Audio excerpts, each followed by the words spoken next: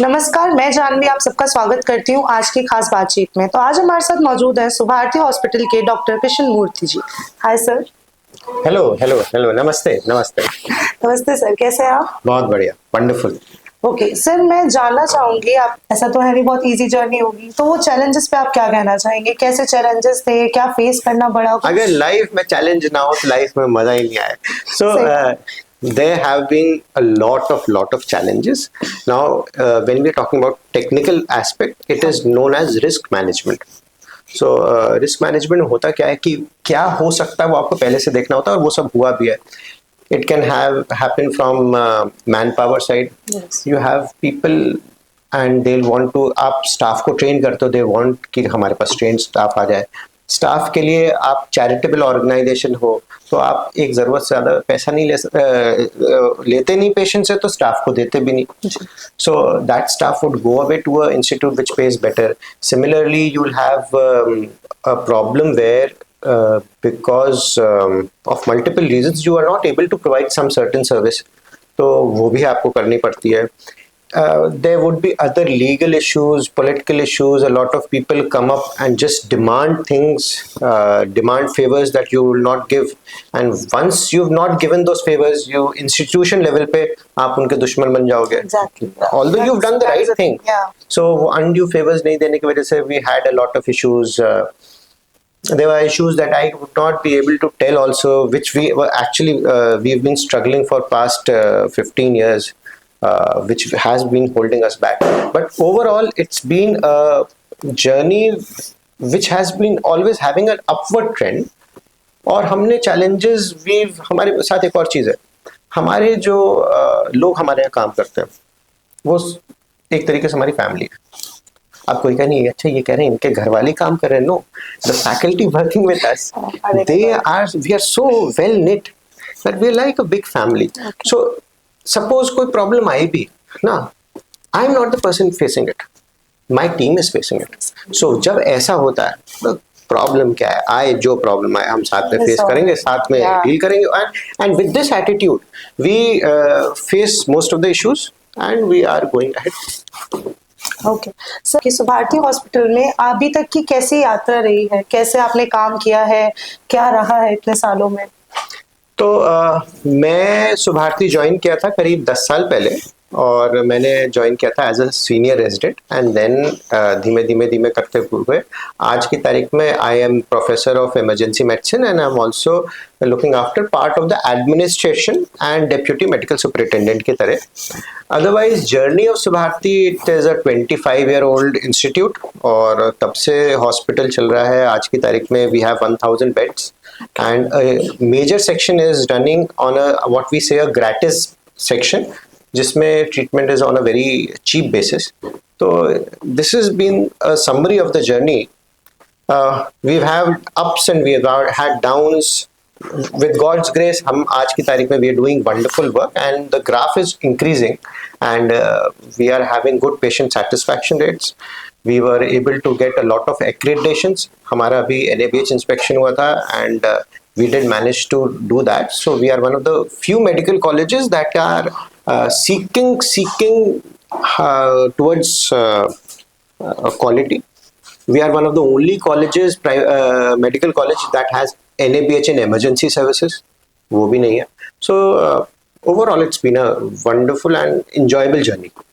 Okay sir, अभी आपने जिक्र किया था कि 1000 बेड्स है सुभारती हॉस्पिटल में, और जितना मैं जानती हूँ ये बहुत अच्छे लेवल पे काम कर रहा है. तो उसके अलावा मुझे ये जानना है कितने क्षेत्रों से यहाँ लोग आते हैं, और मैंने सुना है कि 100 किलोमीटर दूर से भी लोग यहाँ आते हैं, और उस पर मैं जानना चाहूंगी क्या बीमारियों पे, क्या बीमारी सबसे ज्यादा ट्रीट की जाती है, और हेल्थ को लेके क्या क्या चीजें होती है? So the institute was laid down way before, the concept was laid down way before. और मुझे बड़ा इंटरेस्टिंग कहानी याद आई.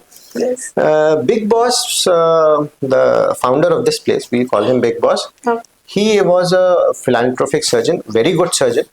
उनके यहाँ वो जब ऑपरेशन करते थे तो देयर वाज, हम this is what we heard, कि बहुत बेड की शॉर्टेज रहती थी. And it was a normal, माने I would say 100 bed hospital at that time. तो ये होता था कि सर मना कर देते थे कि गांव से पेशेंट आया, भाई बेड नहीं है, बेड नहीं है, हम आपका इलाज नहीं कर सकते। तो पेशेंट के साथ वाले कहते थे नहीं वो तो हम ले आए अपने साथ। तो पता चलता पेशेंट के साथ वाले जो थे अपने साथ अपने खटाई लेके आ रहे थे। सो बेड है, आपको इलाज इलाज करो। तो from that we have gone on to become actually a 1000 bedded hospital, and this is one of our setups. Okay. So अभी का क्या है, मतलब अभी आपको क्या लगता है सबसे ज्यादा किस जगह से लोग यहाँ आते हैं ट्रीटमेंट्स के लिए? एक्चुअली सही बताऊं, मैं चुप इसलिए हो गया था क्योंकि मेरे को एक्चुअल सवाल दिमाग से निकल गया था। कोई बात नहीं। तो हमारे यहाँ जो पेशेंट्स आते हैं वो बेसिकली मेरठ एंड अराउंड से आते हैं, 50 kilometers radius. But this is increasing. This has been increasing because we have brought in a lot of things which are not available in the market at affordable rates. Either not available at all, है ही नहीं, या ऐसे rates में नहीं है कि वो मिल सकती है, जैसे कि कैंसर केयर या diagnostic services. These are some things जो कि है ही नहीं मार्केट में, या इतनी महंगी, और हमारे यहाँ जब पेशेंट आता है तो से मार्केट से 30% प्राइस पे उसको मिल जाती है। So this radius has been increasing and it has actually reaching 100 kilometers. थोड़ा सा दिल्ली साइड पे नहीं है, दिल्ली साइड से अभी हमारे पेशेंट्स उतने नहीं आते, but from western UP, from Uttaranchal, ये हमारे पास बहुत दूर दूर से आते हैं।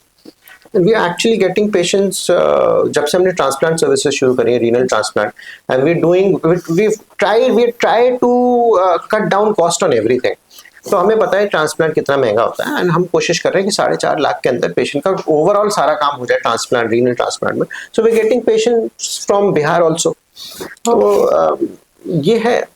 तो 50 kilometre I would say, 100 kilometre थोड़ा ज्यादा है ना।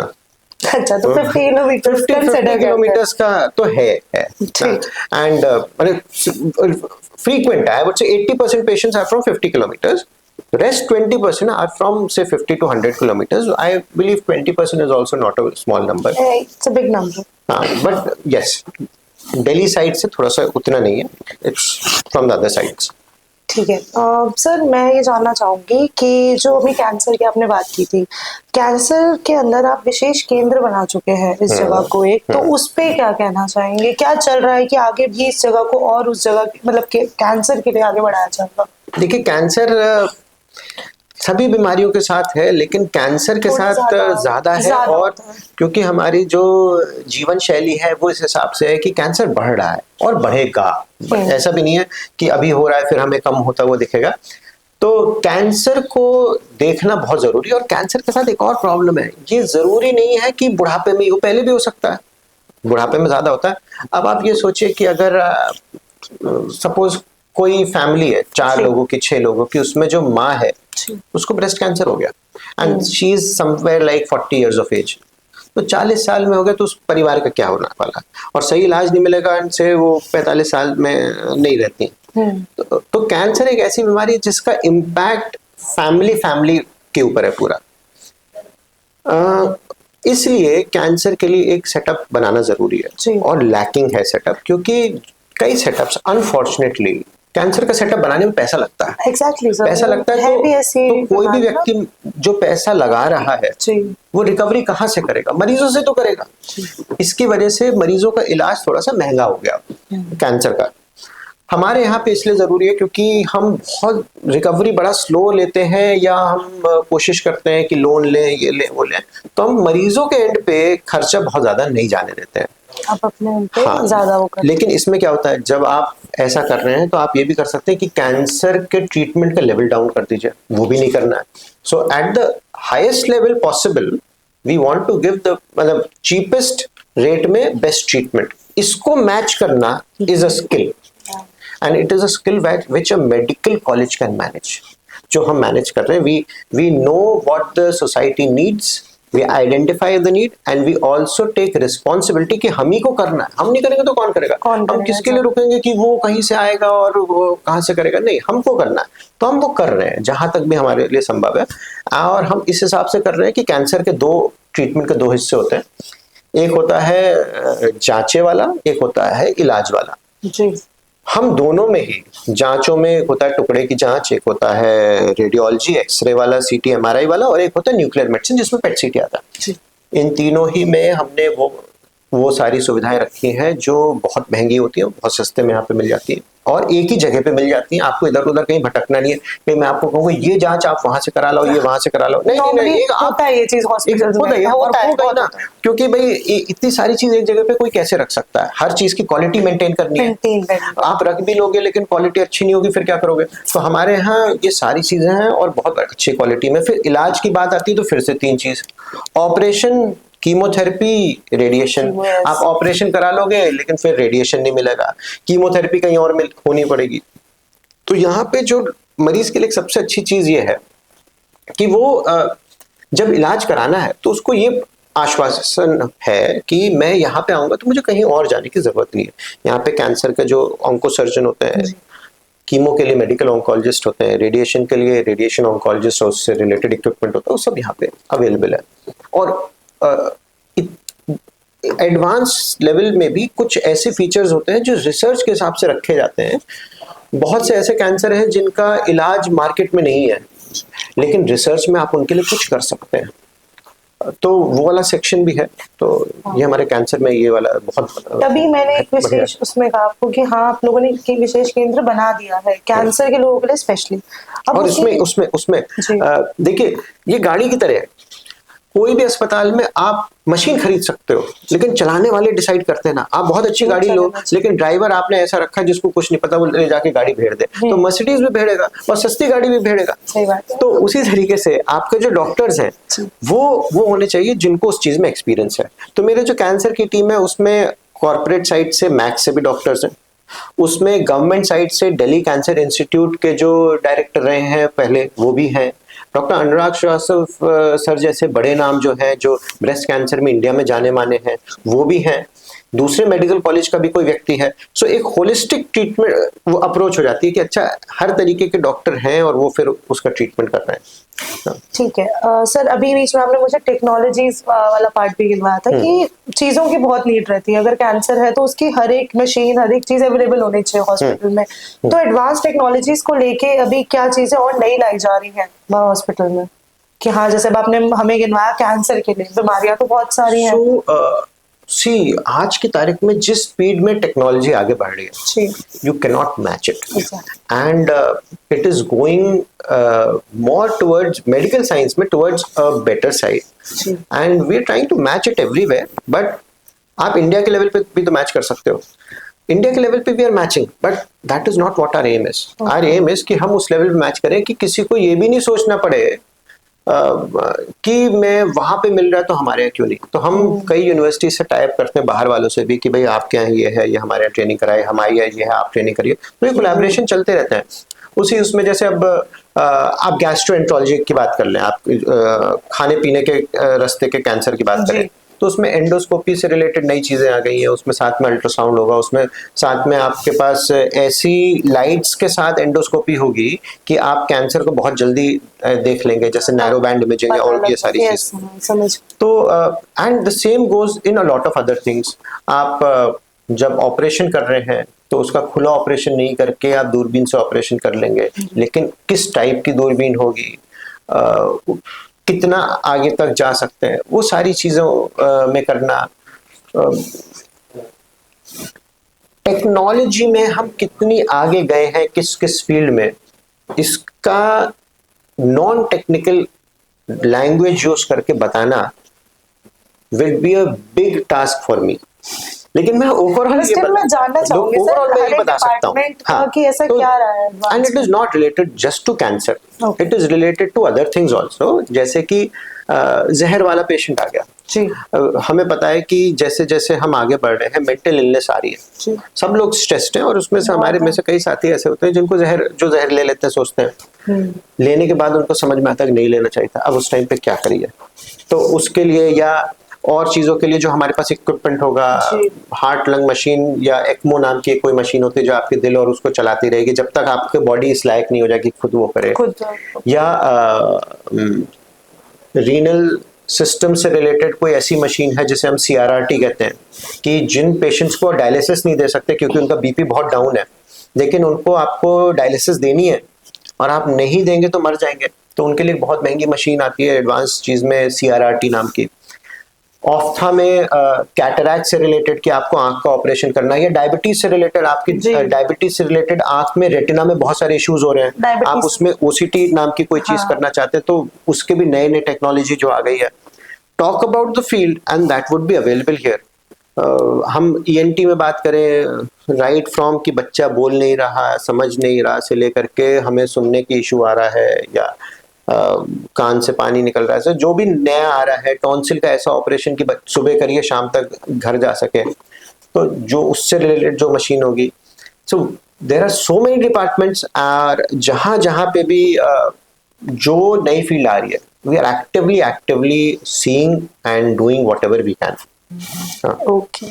डायग्नोस्टिक्स में तो बहुत बहुत आगे चले गए। हमारे एक रिसर्च स्टेशन है जी। जिसके अंदर हम ऐसे ऐसे टेस्ट कर रहे हैं, फिर उसका डीएनए निकाला, उसके सीक्वेंसिंग करा, उससे नई नई जांचें कर ली, उसका ये ढूंढा जेनेटिक एनालिसिस की अगर मान लीजिए मरीज को कुछ है तो उसके घर वालों को क्या रिस्क हो सकता है, तो उनका जेनेटिक्स देखना, उनका डीएनए एनालिसिस करना, वो वाली सारी जांचें हो रही हैं। तो वो सारी चीजें हो अवेलेबल रही है। इन्फेक्शन वाले पेशेंट्स में तुरंत के तुरंत ब्रोंकोस्कोपी करो, उसका जितना बलगम आ रहा है उसको सफाई कर दें, और उसका टेस्टिंग रूटीन तरीके से ना करके जेनेटिक लेवल पे करें, तो कौन सा बैक्टीरिया है, और एग्जैक्टली कुछ ऐसे बैक्टीरिया होते हैं जो पता नहीं चलते हैं। फिर पेशेंट हफ्ते 10 दिन बाद दवा दे रहे हैं, डॉक्टर साहब सही दे रहे हैं जो रिपोर्ट्स है उनके हिसाब से, बट ये रिपोर्ट्स अवेलेबल ही नहीं है मार्केट में, तो एक हफ्ते बाद भी आराम नहीं मिल रहा और तब तक कंडीशन खराब हो गई। तो हमारे पास वो जो जेनेटिक टेस्टिंग है उससे हमारे को रिपोर्ट्स बहुत जल्दी मिल जाती हैं। ये सारी चीजें हैं। ओवरऑल क्वेश्चन केवल एक है, इसको पेशेंट की पॉकेट में कैसे फिट करें, और वहां पे हमारा रोल आता है। जहां तक भी हमारे पास संभव होता है वो हम कर देते हैं। ठीक है सर, इससे मुझे याद आया आयुष्मान योजना के बारे में। ठीक है, मैं आपको बधाई देना चाहूंगी इसमें कि आपके हॉस्पिटल ने इसमें एक बहुत ऊंचाई प्राप्त की है, और मैं जितना जानती हूँ और हॉस्पिटल इस चीज को नहीं करते हैं। जितना जिस योजना पे आप चल रहे हैं वो योजना और हॉस्पिटल में नहीं है इस टाइम पे। तो मैं ये जानना चाहूंगी कितने क्षेत्रों से यहाँ लोग आते हैं इस योजना के अंदर, कि हाँ, और कितने लोग अभी तक आपके पास आए हैं, और इस योजना में दिल्ली से भी क्या लोग आते हैं यहाँ पे? आयुष्मान भारत की आपने बहुत सही चीज कही। एक बहुत मुश्किल प्रोजेक्ट है जो सरकार ने करने की सोची, बहुत हद तक करीबी। मैं नहीं कह रहा कि सबके पास आज की तारीख में आयुष्मान का लाभ है, या सबके पास जिनको भी मिलता है उनको बिना किसी इशू के मिलता है। एज 100 में से जिनको, अगर 200 लोग हैं तो से 100 के पास है, लेकिन जिन 100 के पास है उसमें भी मैं कहता हूं कि हो सकता है 5% लोग ऐसे हैं जिनको पूरी तरीके से नहीं मिल पाता, लेकिन उन 95 लोगों के लिए भी कर पाना एक बहुत मुश्किल चीज थी जो सरकार ने करी। और इस पे मैंने 100 जहां पे जिसकी तारीफ करनी चाहिए, तो सरकार ने आयुष्मान भारत में बहुत बढ़िया काम किया है। लोगों ने उसका मिसयूज भी किया, इस वजह से सरकार और भी काम कर रही है। हम यूपी में शायद फर्स्ट या सेकंड नंबर पे होंगे कंसिडरिंग कि कितने नंबर ऑफ पेशेंट्स हमने देखे हैं आयुष्मान भारत में। और आयुष्मान भारत में कई अस्पताल इसलिए मना कर देते हैं क्योंकि उनके हिसाब से जो खर्चा उनका बैठता है वो आयुष्मान भारत से नहीं निकलता। मेन जो इशू है, और भी इशू है जो पता ही है लोगों को, लेकिन मेन इशू ये है। हमारे साथ अच्छी चीज क्या है कि पैसा हमारे लिए प्रायोरिटी नहीं है। एज इन, मैं नहीं कह रहा कि मैं फ्री का सारा काम करने को तैयार हूं, क्योंकि भाई मुझे भी तो अपने एम्प्लॉइज को पैसा देना है, और मैं कब तक लोन लेता रहूंगा। हम लोन ले लेके अपने ऊपर लोन चढ़ा रहे हैं, इधर से काम कर रहे हैं, दिस इज नॉट सेंसिबल ना, क्योंकि एक दिन सिस्टम कोलैप्स करेगा, ये सर्कल ही नहीं रन कर पाएगा ना सर। तो आयुष्मान, लेकिन मेरे लिए जो वंस पैसा प्रायोरिटी नहीं है, तो आयुष्मान का पैसा बहुत खराब नहीं है। आयुष्मान डिसेंट अमाउंट पैसा दे देता है, इतना कि आप सस्टेन कर लो।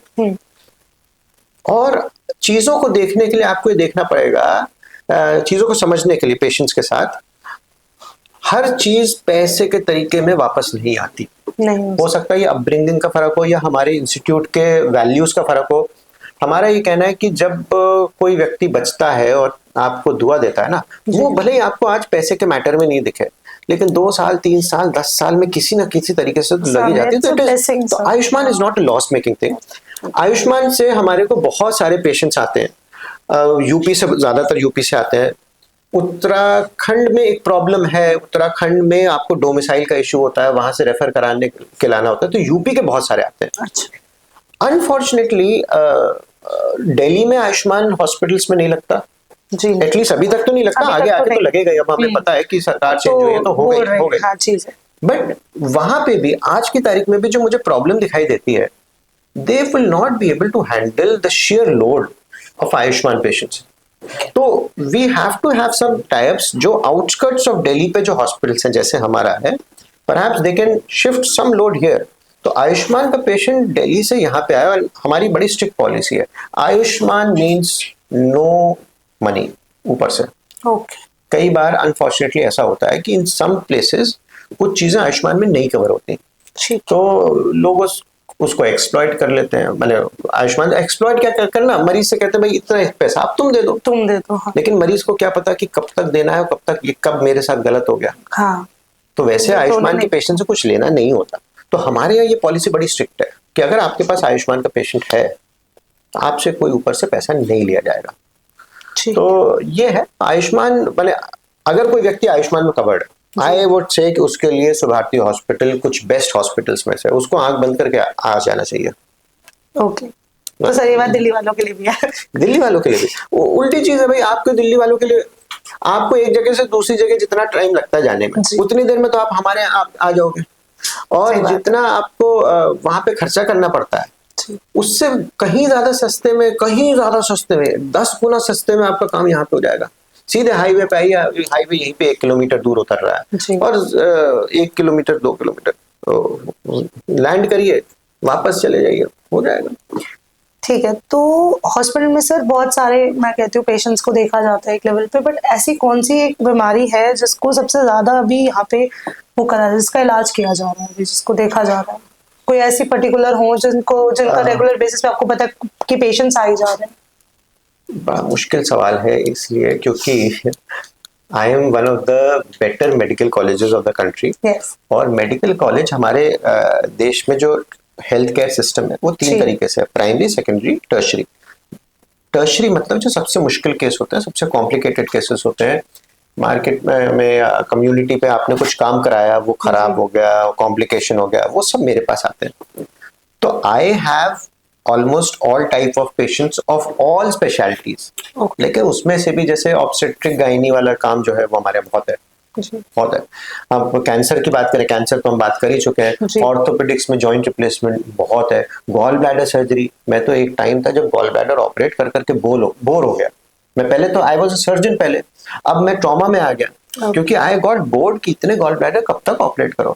सो गॉल ब्लैडर का काम बहुत ज्यादा। पीडियाट्रिक सर्जरी, न्यूरो सर्जरी, अरे न्यूरो सर्जरी तो अलग ही लेवल पे चल रही है। कुछ 3-4 सुपर स्पेशलिटी डिपार्टमेंट्स हैं जिसपे लोग बड़ा स्ट्रगल करते हैं, कहाँ जाओ। न्यूरो सर्जरी डॉक्टर अभिनव, वंडरफुल फेलो। कार्डियोलॉजी डॉक्टर दीपक, वंडरफुल फेलो ना। उसी तरीके से अभिषेक, डॉक्टर अभिषेक इन गैस्ट्रो। तो ये कुछ ऐसी स्पेशलिटीज हैं जो बहुत बढ़िया चल रही हैं। मतलब अगर if you coming to them, आपको पता है कि मुझे बिल्कुल सही ओपिनियन मिलने वाली है।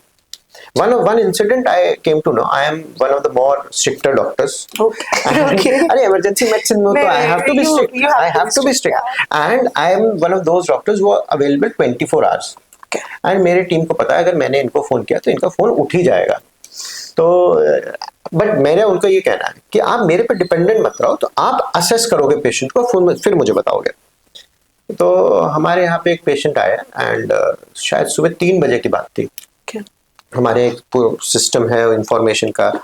तो मैंने 3:45 बजे, मैं सुबह की बात कर रहा हूँ, 3:45 बजे के आसपास फोन करके पूछा कि क्या हुआ भाई, ये पेशेंट तो अपना एम्प्लॉय था यहाँ पे, क्या हुआ। उन्होंने कहा सर MI था इसको, MI मतलब हार्ट अटैक था। मैंने कहा डॉक्टर दीपक को बता दिया। उनका सर उसको तो स्टेंट पड़ गया। मैंने कहा 45 मिनट हुआ है। उनका नहीं सर, वो तो सर आए थे और वो तो हो गया, और आधे घंटे में 3:30 तक तो काम भी हो गया। दिस इज नॉट हमारा एम्प्लॉय था इसलिए हो गया। तो ये जो हमारी टीम ऑफ डेडिकेशन है ना, team work, and this is also important, क्योंकि होता क्या है ना भाई, अस्पताल यहाँ पे, डॉक्टर रह रहा है 10 किलोमीटर 20 किलोमीटर दूर। हमारे इतना बड़ा सेटअप है कि सब लोग कैंपस में रहते हैं। हुआ उधर से उठ गया, इधर खत्म हो जाता है कि दूर का सिस्टम ही नहीं बनता। तो ये है। So we are offering wonderful emergency services in everything. मतलब कोई ऐसी चीज होगी, एंड वी आर ऑल्सो जहाँ पे हम नहीं कर पाते ना, वहाँ पे हम क्लियरली बता देते हैं कि ये चीज Why नहीं hide it हो ना? पाएगी। Why hide हाँ, it? नहीं सही वो बात है। ट्रांसपेरेंसी रहती है तभी वो ट्रस्ट आता है ना। तो सर चलिए इस बात पे आप ये बताइए कि जैसे अभी जितना मैंने सुना है दिल्ली एनसीआर में ये चीज़ मानी जाती है, यूपी में ये चीज़ मानी जाती है कि आपकी जो संस्था है वो एक टॉप लेवल पे चल रही है, उस पे क्या कहना चाहिए? इसमें क्या डाउट है? रिसर्च सेंटर आपने मुझसे बोला था अपना, उस पे मैं जानना चाहूंगी कि रीजंस चाहिए मुझे उसके पीछे कि क्यों है, क्यों माना जा रहा है या क्यों कहा जा रहा है कि ये बेस्ट जगह है? देखिए, इसमें कोई दो राय नहीं है कि हम लोग एफर्ट्स लगा रहे जी। हैं। अगर हम एफर्ट्स लगा रहे हैं और हम ऐसे लेवल पे आ रहे हैं कि लोग हमें रिकग्नाइज करें, ये एफर्ट्स की वजह से। And it you can not, आप ये नहीं कह सकते कि केवल एफर्ट्स की वजह से। कितने लोग एफर्ट्स लगाते हैं। जो यहाँ पे रोल आता है, जो लोगों ने आपको दुआएं दी है ना, वो घूम फिर के ऐसे ही काम करती है। तो इट इज लोगों का जो प्यार है उसकी वजह से भी है, और एफर्ट्स बहुत जरूरी है। देखिए, मैं रिसर्च के बारे में बता दूं। We are in a country where research is very biased.